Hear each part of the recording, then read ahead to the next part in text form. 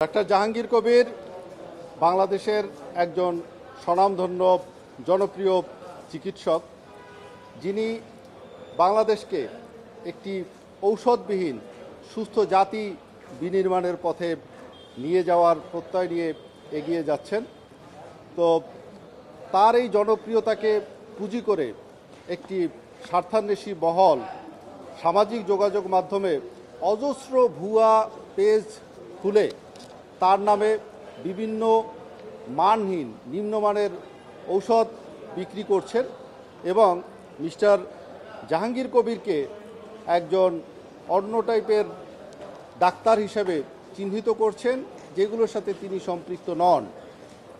Mister কবিরের নামে হাজার হাজার ভুয়া ফেসবুক পেজ চালু রয়েছে, যেই বিষয়গুলো উল্লেখ করে বিগত 26/4/2025 তারিখে বাড্ডা থানায় দুটো আলাদা আলাদাভাবে জিডি করা হয়েছে। অত্যন্ত দুঃখের বিষয় হচ্ছে, তার নামে হাজার হাজার ভুয়া ফেসবুক পেজ চালু থাকলেও তার যেই ভেরিফাইড ফেসবুক পেজ, যেটার 3.6 মিলিয়ন ফলোয়ার সংখ্যা, তার রোগী এবং অন্যান্য যারা সেটার সাথে সম্পৃক্ত ছিল, সেই ভেরিফাইড ফেসবুক পেজটি বন্ধ করে দেওয়া হয়েছে। অথচ তার নামে ভুয়া যেই পেজগুলো করা হয়েছে সেই পেজগুলো চালু আছে এবং সেখান থেকে অত্যন্ত নিম্নমানের ঔষধ বিক্রি করে জাতির স্বাস্থ্যের সর্বনাশ করা হচ্ছে এবং জাতির সাথে প্রতারণা করা হচ্ছে। এই বিষয়গুলো নিয়ে 26/4-এ জিডি করার পরেও কোনো পদক্ষেপ নেওয়া হয় নাই। কোনো পদক্ষেপ না নেওয়ার পরিপ্রেক্ষিতে মিস্টার জাহাঙ্গীর কবির বিটিআরসি বরাবরে দরখাস্ত দিয়েছেন বিগত 12/5/2025 তারিখে। বিটিআরসিকে এবং ফেসবুক অথরিটিকে দরখাস্ত দেওয়ার পরেও তারা এ ব্যাপারে কোনো পদক্ষেপ নেয় নাই। এখানে উল্লেখ্য যে আমরা যেই জিডি করেছি এবং করেছি, সেখানে 100-র উপরে ভুয়া যে ফেসবুক পেজগুলো চালু আছে তার ব্যাপারে সেগুলো লিঙ্ক সহ উল্লেখ করে দেওয়া হয়েছে, কিন্তু তারপরে সেগুলো বন্ধ করা হয় নাই। বিটিআরসিও এগুলো বন্ধ করার কোনো পদক্ষেপ গ্রহণ না করার পরিপ্রেক্ষিতে উনি আমাদের শরণাপন্ন হন, যার পরিপ্রেক্ষিতে তার আইনজীবী হিসাবে আমি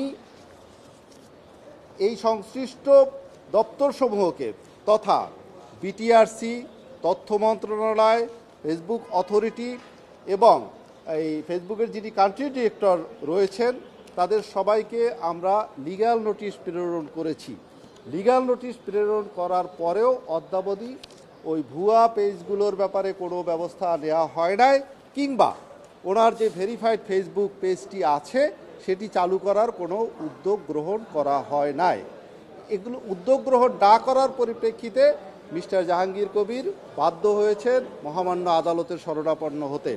উনি আজকের রিট পিটিশন দায়ের করেছেন যাতে করে ওনার অরিজিনাল ফেসবুক পেজটি খুলে দেওয়া হয় এবং ওনার নামে চালুকৃত যত ভুয়া ফেসবুক পেজ এবং আইডি আছে, যারা নিম্নমানের ওষুধ বিক্রি করতেছেন, জাতির সাথে প্রতারণা করছেন, তাদের সেগুলো যেন বন্ধ করে দেওয়া হয়।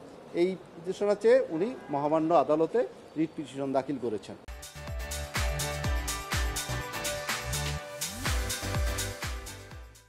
সবার প্রতি আমার একটাই অনুরোধ যে আপনারা আমাকে ভালোবেসেছিলেন এবং এই ভালোবাসার সুযোগ নিয়ে, আপনাদের সরলতার সুযোগ নিয়ে একদল লোক আপনাদেরকে প্রতারিত করছে।